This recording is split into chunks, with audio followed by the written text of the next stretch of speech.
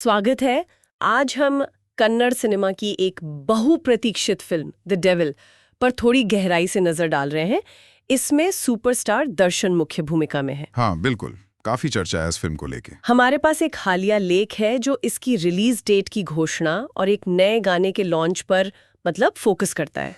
अच्छा, तो आज हमारी पड़ताल इसी पर है कि मेकर्स ने रिलीज के लिए 12 दिसंबर की तारीख ही क्यों चुनी, और ये जो नया गाना आया है इदरे निम्मद्याग इरबेक, इसमें ऐसा क्या खास है? उसे फैन एंथम कह रहे हैं। और ये सब फिल्म और जाहिर स्टार दर्शन के बारे में हमें क्या बताता है? बिल्कुल, ये देखना हमेशा दिलचस्प होता है कि इतने बड़े स्टार की फिल्म को कैसे पेश किया जा रहा है। दर्शन की फैन फॉलोइंग तो जबरदस्त है, तो मेकर्स का हर कदम बहुत मायने रखता है। सही बात है, उनकी स्ट्रैटेजी समझना जरूरी है। हाँ, चलिए शुरुआत करते हैं रिलीज डेट से। तो घोषणा हुई है कि द डेविल दुनिया भर में 12 दिसंबर को रिलीज होगी, और ये तारीख थोड़ी हटके है ना? पारंपरिक शुक्रवार रिलीज से अलग। हाँ, और ये चुनाव ऐसा लगता है काफी सोच समझ कर किया गया है। लेख में डायरेक्टर प्रकाश वीर का जिक्र है। हाँ, मैंने भी पढ़ा। उन्होंने कहा कि वो एक ऐसी तारीख चाहते थे जो आसानी से याद रह जाए। तो 12 दिसंबर यानी 12-12 उन्हें आकर्षक लगा। ये सिर्फ एक तारीख नहीं, एक पैटर्न है, याद रखने में आसान। 12-12। हाँ, सुनने में अच्छा लगता है, याद रखने में आसान भी है। लेकिन क्या सिर्फ यादगार होना ही काफी है?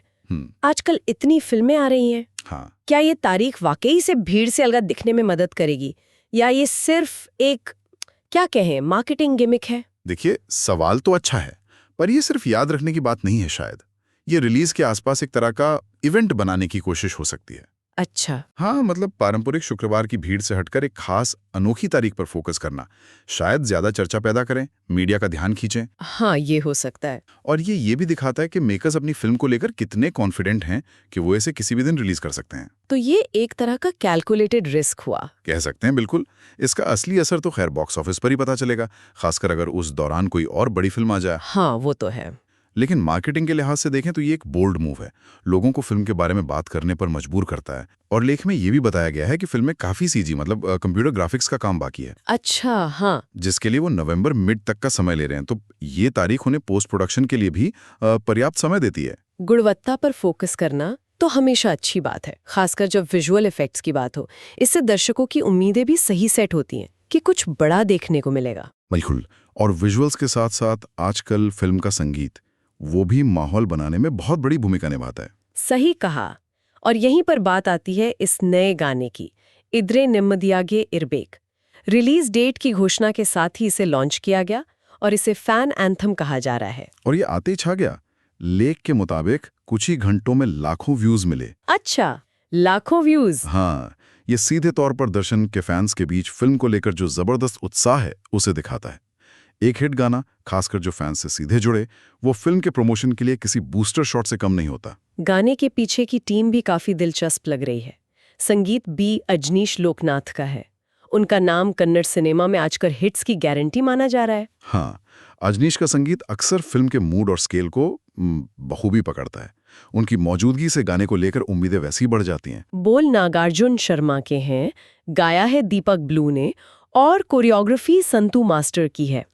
लेकिन एक बात जिसने मेरा ध्यान खींचा, कॉस्ट्यूम्स खुद डायरेक्टर प्रकाश वीर ने डिजाइन किए हैं। ये थोड़ा असामान्य है ना? हाँ, ये वाकई दिलचस्प है।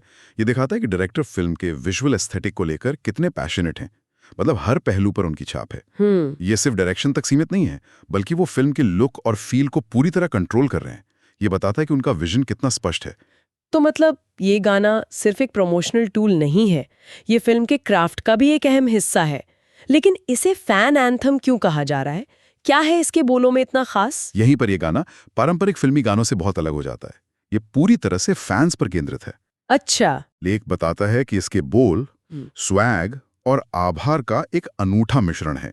इसमें दर्शन को उनके प्रशंसकों का दास यानी सेवक या भक्त बताया गया है। और सबसे बड़ी बात, फैंस को ही असली सेलिब्रिटी कहा गया है। फैंस को असली सेलिब्रिटी कहना, ये तो स्टार फैन डायनेमिक्स पर एक बिल्कुल नया टेक है।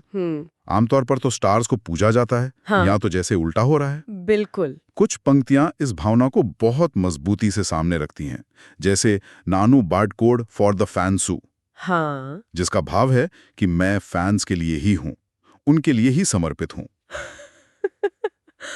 फिर नम्मा भाषणे नंगे प्रधाना, इसका मतलब? मेरी भाषा यानी कन्नड़ ही मेरे लिए सबसे महत्वपूर्ण है। हाँ। जो शायद स्थानीय गौरव और जुड़ाव का संकेत है। ये भी इंटरेस्टिंग है। और वो सेलिब्रिटी वाली लाइन? हाँ, वो सबसे शक्तिशाली है।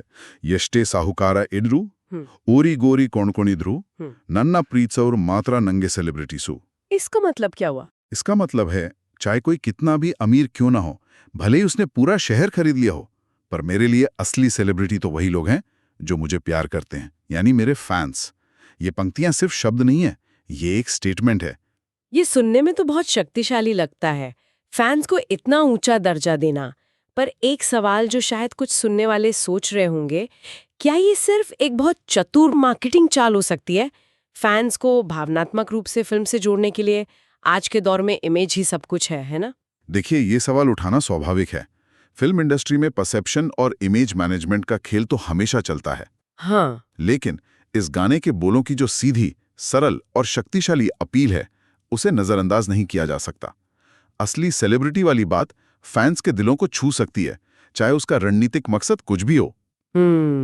ये फैंस के साथ एक गहरा, शायद ज्यादा जमीनी रिश्ता बनाने की कोशिश है, जो आजकल कम देखने को मिलता है। और डायरेक्टर प्रकाश वीर का क्या कहना है इस पर?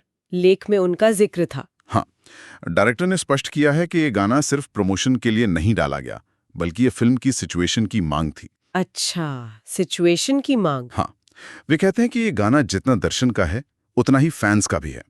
इसकी एनर्जी, इसके शब्द, इसका संगीत, ये सब दर्शन के इर्द गिर्द जो एक मैडनेस मतलब दीवानगी है, उसे दर्शाता है।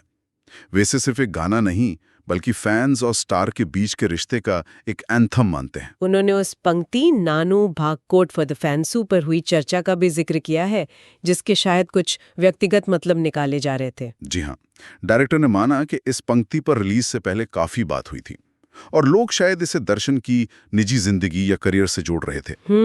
लेकिन उन्होंने साफ किया, ये गाने का मूल मकसद फिल्मों और दर्शकों के बीच के गहरे भावनात्मक रिश्ते का जश्न मनाना है। ये स्पष्टीकरण देना जरूरी था ताकि गाने के इरादे को सही संदर्भ में समझा जा सके। तो मतलब ये गाना सिर्फ फैंस को खुश करने के लिए नहीं है, कहानी में इसकी जगह है। लेकिन कहानी यहीं खत्म नहीं होती। लेख में एक और परत का जिक्र है जो सीधे फिल्म के रहस्य से जुड़ती है। हाँ, और ये इशारा बहुत दिलचस्प है। लेख कहता है कि ये गाना दर्शन के किरदार के दोहरे शेड्स मतलब दोहरे पहलुओं की झलक भी देता है। द डेविल नाम ये अपने आप में कुछ अंधेरा या ग्रे शेड तो सुझाता ही है। अगर गाना, जो कि एक फैन एंथम है, वो किरदार के दोहरे पहलू दिखा रहा है, तो इसका क्या मतलब हो सकता है? इसका मतलब हो सकता है कि फिल्म में दर्शन का किरदार वो एक सीधा साधा हीरो नहीं है। अच्छा। हाँ, उसमें जटिलताएं हो सकती हैं, विरोधाभास हो सकते हैं, शायद कुछ नेगेटिव शेड्स भी। अक्सर गाने, खासकर जो किरदार को इंट्रोड्यूस करते हैं, वो उसकी मानसिकता, उसके अंदरूनी संघर्ष या उसकी यात्रा का संकेत देते हैं। ये फैन एंथम शायद बाहर से दिखने वाले स्टारडम और किरदार की अंदरूनी सच्चाई के बीच के तनाव को दिखा रहा हो। ये तो वाकई उत्सुकता बढ़ाने वाली बात है।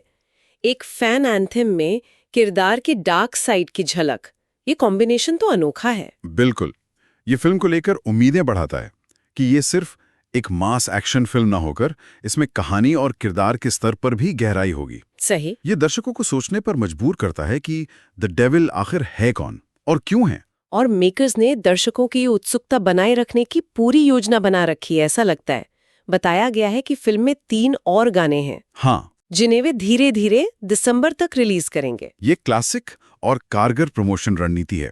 कंटेंट को किश्तों में जारी करने से फिल्म लगातार चर्चा में बनी रहती है। हाँ, बस बना रहता है। बिल्कुल। हर नया गाना फिल्म के एक अलग पहलू या मूड को उजागर कर सकता है और दर्शकों की दिलचस्पी बनी रहती है। फिल्म के निर्माताओं पर भी नजर डाल लेते हैं। जे जयमा और सारेगामा इसे प्रोड्यूस कर रहे हैं।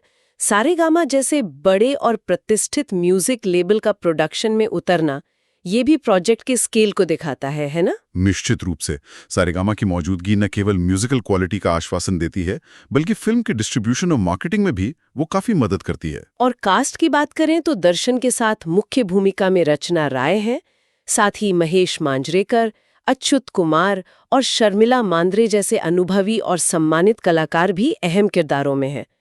ये एक मजबूत सपोर्टिंग कास्ट लगती है। हाँ, ये कास्टिंग कॉम्बिनेशन दिलचस्प है।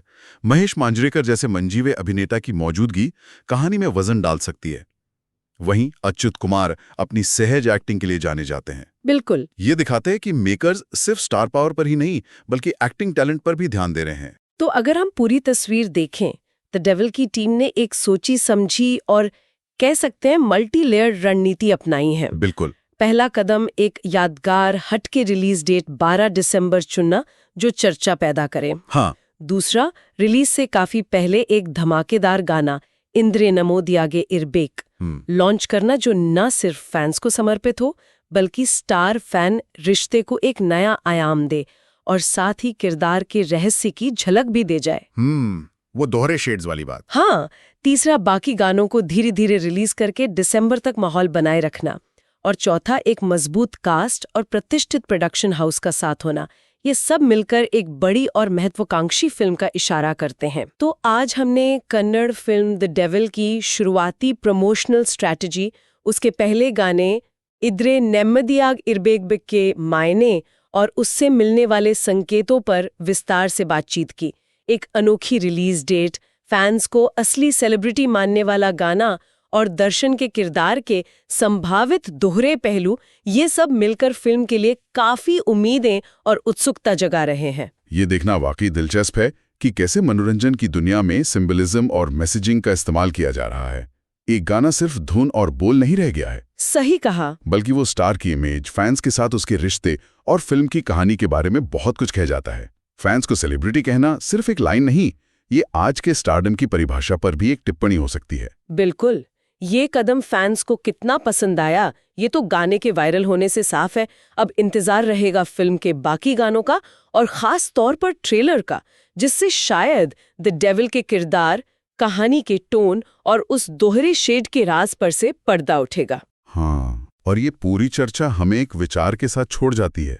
आज के दौर में जहां स्टार की कीमत अक्सर बॉक्स ऑफिस नंबरों और सोशल मीडिया फॉलोअर्स की गिनती से तय होती है, वहां एक टॉप स्टार का अपने मंच से, अपने गाने के जरिए फैंस को सर्वोच्च सम्मान देना, उन्हें असली सेलिब्रिटी कहना, क्या ये महज एक चतुर पीआर मूव है या यह स्टार फैन रिश्ते में एक नए, ज्यादा आपसी सम्मान वाले दौर का संकेत है? सोचने वाली बात है। और लंबे समय में ये फैंस की वफादारी और स्टार की अपनी छवि को कैसे प्रभावित करेगा, इस पर सोचने के लिए यकीनन बहुत कुछ है। अगली बार तक विचार करते रहिए।